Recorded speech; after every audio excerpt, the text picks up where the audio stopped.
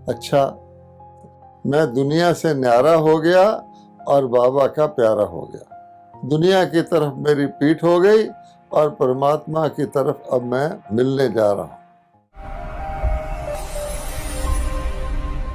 कई बच्चे समझते हैं सब चलता है, सब चलता है। अच्छा, बाबा कहता है मैं मुस्कुराता हूँ, ठीक है, अंत में तुम भी चलोगे, उड़ोगे नहीं, तो क्या हो गया, वहाँ नहीं पहुँच सकेंगे। इसलिए बाबा कहता है तैयारी किस चीज़ की करनी है कि हम हर चीज़ अपनी पुरानी को नई कर लें, और हमारे हाथ में तो है नहीं। तो बाबा कहता है यज्ञ में भस्म कर दो, यहाँ भस्म कर दो, वहाँ ले लेना। आप देखेंगे नेगेटिव संकल्प बहुत तेज़ी से बढ़ते हैं और अच्छे वाले मुश्किल से जन्म लेते हैं। उसका जैसे कोई कन्या का जन्म लेते ही मार देता है, व्यर्थ अच्छे संकल्पों को वहीं दबा देते हैं। इसको बाबा ने कहा हुआ अरमानों का खून। अच्छे अच्छे अरमान जो हैं आते हैं जब अच्छे वातावरण में आते हैं, लेकिन आगे जाके वसम। तो बाबा ने मुरली में कहा हुआ है कि जैसे जंगल के अंदर बांस के पेड़ होते हैं, बांस के पेड़ बहुत कट्ठे कट्ठे उगते हैं, फटाफट बढ़ते हैं। व्यर्थ संकल्प उस प्रकार की चीज़ है। और फिर क्या होता है, बांस के पेड़ बढ़ बढ़ के बहुत घने हो जाते हैं, तो आपस में टकरा के जल जाते हैं, उसका कोई रिजल्ट नहीं निकलता। एक पार्टीशन होता था लकड़ी का, जिसके साइड से बाबा आते थे, मम्मा आते थे। तो थोड़ी देर के बाद जब हम बैठे थे तो लकड़ी की खड़ाओं बाबा पहनते थे, तो लकड़ी की खड़ाओं की आवाज़ आई। तो हमने साइड में देखा कि पार्टीशन में बाबा के पैर दिखाई दिए, फिर मम्मा के दिखाई दिए। हमारे दिल की धड़कन तेज हो गई कि अब देखेंगे बाबा कैसे हैं। तो बाबा बहुत ही धीरे धीरे रॉयल ढंग से आकर बाबा अपनी आसन पर बैठ गए और मम्मा अपनी आसन पर बैठ गई। तो हमने देखा कि बाबा का कितना लंबे तो बाबा थे ही और आयु भी बहुत थी, लेकिन कितना चमकदार चेहरा था, कितनी चमकदार आंखें थी, जैसे उनका शरीर कोई तांबे जैसा होता है, बहुत अट्रैक्टिव था। तो बाबा बैठ गए। मम्मा की तरफ देखा, मम्मा का तो सारा शारीरिक परिवर्तन ही हो गया था। कहाँ एक कुमारी, कहाँ उसका माँ का रूप। और मम्मा की आंखें आज आप चित्र में भी देखेंगे तो बहुत प्रभावशाली हैं, और मम्मा की आंख हमेशा दिखती सामने को है, गौर से देखो तो लगेगा ऊपर लगन लगी हुई है। अब हमारे लिए ये हो गया, बाबा को पहले देखें, मम्मा को देखें, तो हम बारी बारी देख रहे थे, क्योंकि क्या करें, दोनों ही बहुत अट्रैक्टिव थे। तो जैसे मैं ऐसे ऐसे कर रहा था तो मम्मा वहाँ से मुस्कुराई स्टेज से कि ये क्या कर रहा है। मुझे ये पता नहीं था मेरे माता पिता और भाई क्या कर रहे हैं। खैर, फिर मिलने का टाइम आया। जब मिलने का टाइम आया तो हम बाबा की गोद में गए। तो बाबा की गोद में जाते ही ऐसे लगा कि हमारा वजन नहीं है, शरीर नहीं है, सिर्फ एक आत्मा गुमसुम, जैसे कोई बहुत ही सुख में कोई रुई का बना हुआ हो, वो बाबा की गोद में लेटा हुआ, जिसको कहते हैं बॉडी लेस, बिल्कुल ऐसा हो गया।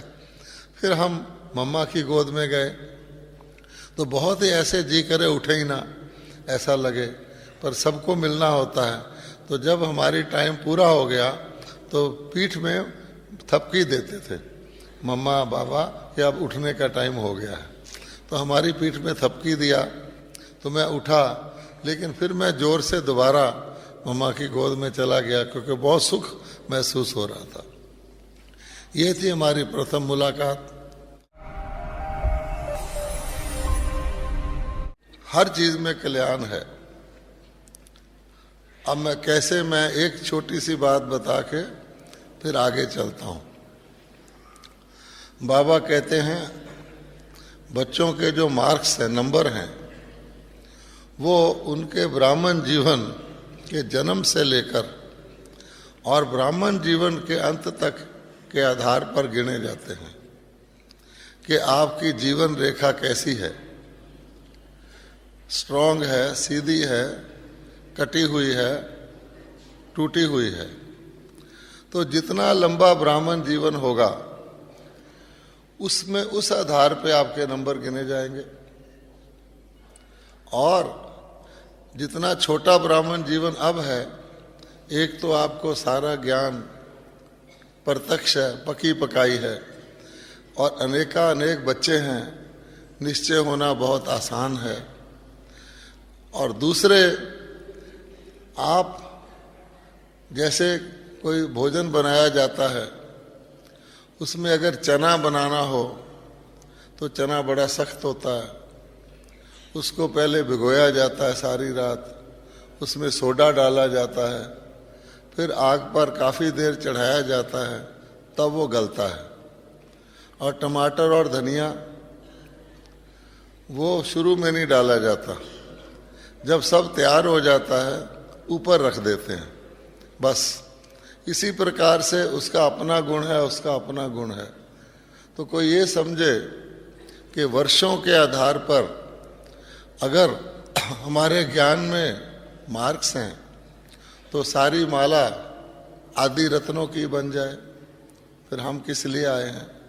इसलिए अपनी अपनी विशेषता देखनी है कि इस थोड़े से समय में बाबा कहता है कि 1 सेकंड में जीवन मुक्ति, परंतु वो सेकंड कौन सा है वो हमारे हाथ में है निश्चित करना।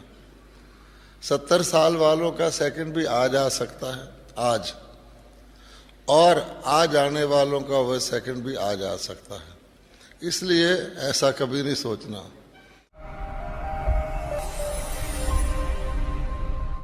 और यहाँ पर आप आत्माओं का जो बाद में आए हैं, बहुत विशेष आपको लाभ है।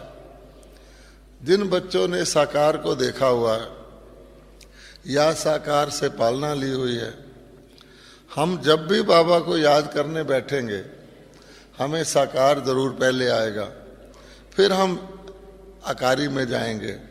और जिन्होंने जन्म ही आकार में लिया है उनको साकार में टिकना की ज़रूरत नहीं है।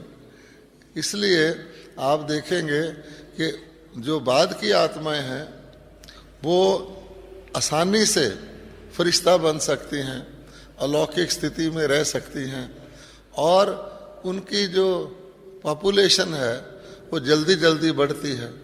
बाबा के अव्यक्त होने के बाद ही हमारे सारे विदेशों के सेंटर खुले हैं, भारत के कितने सेंटर बने हैं। इसलिए ब्रह्मा बाबा के 2 पार्ट हो गए, एक तो साकार लोक का और एक अव्यक्त ब्रह्मा का। इसीलिए उनको आकाश में भी दिखाते हैं। अच्छा, सिंपलिसिटी की निशानी क्या हुई जीवन में?